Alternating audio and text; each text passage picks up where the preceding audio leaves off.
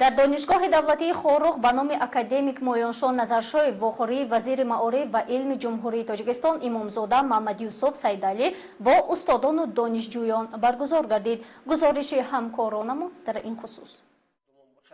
در وخوری با استادان و دانشجویان دانشگاه دولتی شهر ش.Хоруғ به نام مویانشان نظرشوی وزیر маъориф و علم جمهوری تاجیکستان امامزاده محمد یوسف سیدعلی عرض داشت که یکی از رویدادهای ارزشمند سالهای استقلالیت در ولایت مختار کوهستان بدخشان تأسیس دانشگاه دولتی شهر ش.Хоруغ می باشد. امروز در این بارگاه معرفت زیاده از 4000 نفر دانشجویان از شهر و نواحی جمهوری در فاکولته های گوناگون تحصیل علم می نمایند. با شرافت صاحب استقلال گردیدن کشورمان برای تحصیل دانشجویان تمام شرایط مهیا بوده، آنها می توانند تحصیل خود را در جمهوری و خارج مملکت ادامه دهند و در آینده برای پیشرفت جامعه سهم خود را گذارند. در جمهوری تاجیکستان فیصد اساسی اهالی را جوانان تشکیل می‌دهند و آنها وظیفه دارند در رشد و نموی کشور حصه مناسب گذارند. جوانان امروزه آزادانه از نموهای زمانه تکنیکای معاصر استفاده می‌برند. امروز تعداد زیادی جوانان بعد ختم دانشگاه در اداره‌های دولتی و غیر دولتی کار و فعالیت می‌نمایند. وزیر معارف و علم جمهوری تاجیکستان از تاکیدات اساسگذار صلح و وحدت ملی پیشوای ملت پرزیدنت جمهوری تاجیکستان محترم امامعلی رحمان